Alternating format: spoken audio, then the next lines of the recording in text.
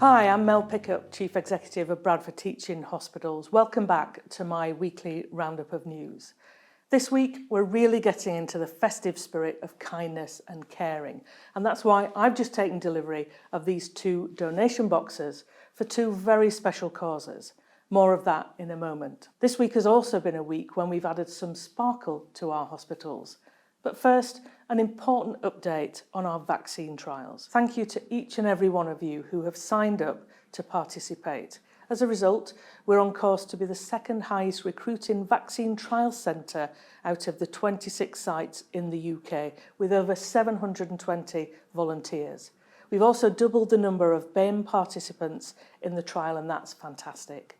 One of our latest volunteers to sign up was our very own MP for Bradford West, Naz Shah. So I've just taken part in the vaccine trial here at Bradford University. It was really important for me to give assurances to the community that this is something safe, that I'm in safe hands.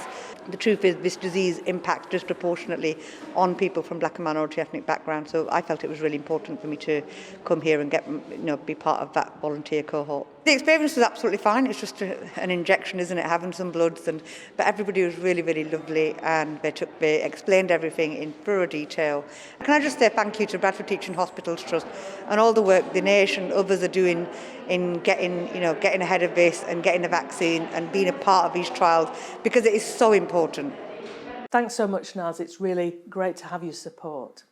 Now, this week, World AIDS Day was marked across the globe, and our own HIV service has been running in the city since the 1990s and provides an outpatient service for around 450 HIV-positive people from around the Bradford district. Here are Dr. Sophie Brady and Simon Kokus to explain how the service has evolved during COVID. We've been open the whole time through COVID and continue to see our patients. Initially, lots of telephone consultations, and we were able to take guidance from the British HIV Association. Increasingly, we are seeing people face to face, but obviously it's socially distanced. We've had effective treatments for HIV for over 20 years now. Yeah, since 1996, and that doesn't really get out very much now. No. So once you get behind the story to what really HIV means, which is the crucial point about World AIDS Day, I think, then you get to a much more normal idea of what living with a long-term viral illness is. I've worked in HIV for 30 years, and I always hoped it would end up like this, with really, really good drugs and normal service and a normal lifespan for our patients. I mean, what could be better than that? Thank you, Simon and Sophie, and the rest of the team for keeping this service running. Now, it's time to take a tour of the rest of the Trust to find out what's been making the headlines, starting with news about our 2 collections.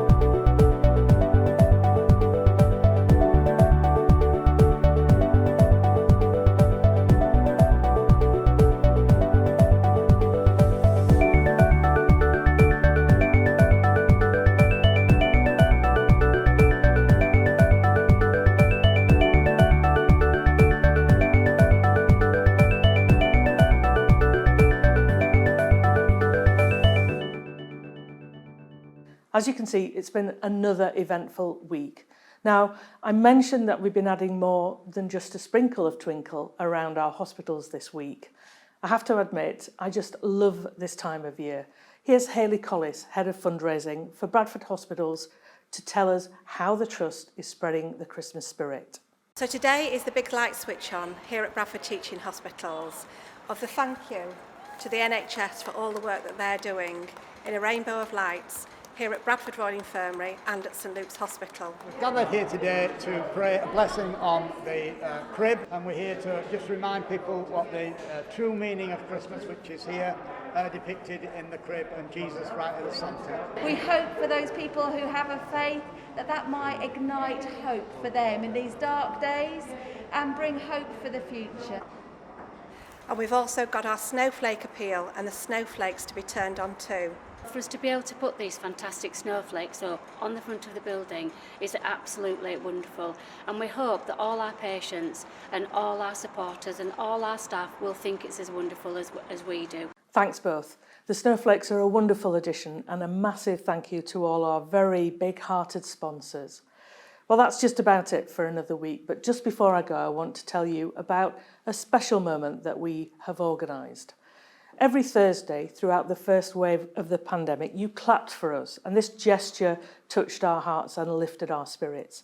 Here's our chief nurse, Karen Dauber, to tell us what we've done to say thank you. During the first months of the COVID-19 pandemic, people stood on the doorstep every Thursday evening to applaud the efforts of the NHS.